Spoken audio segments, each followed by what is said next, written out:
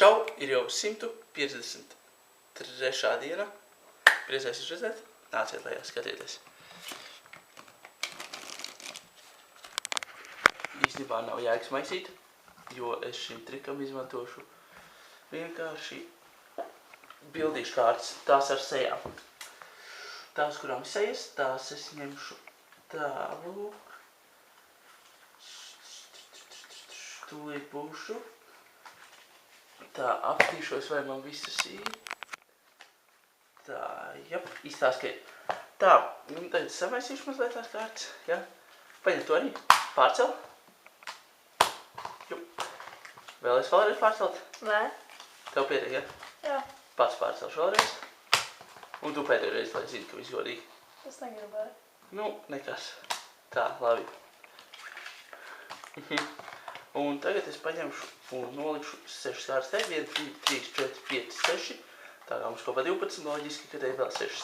Un tagad norādi ar pirkstu uz vienu no šupiņām. Nu, kuru augšējo kārtu gribi? Šo. Tu gribi šo, ja? Paņem. Parādi kamerai, pasties pats. Jā, ir, jā, pasties pats, ja? Apsties. Un noliksim to šeit. Tā būs tāda kā noslēpumainā kārtas.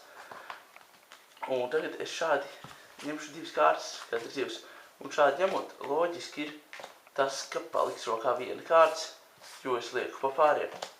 Un viena arī paliek. Mazais burvju mājiens. Un man ir malais kalps.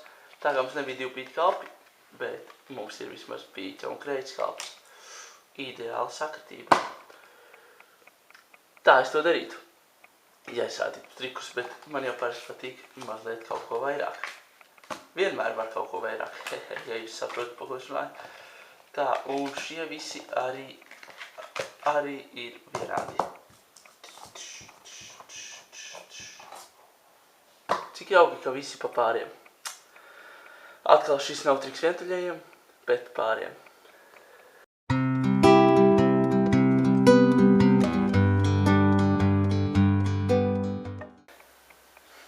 Izsūtīju visiem saviem draugiem īziņu. Pazvani man, pazaudēju telefonu. 5 draugi atzvanīja.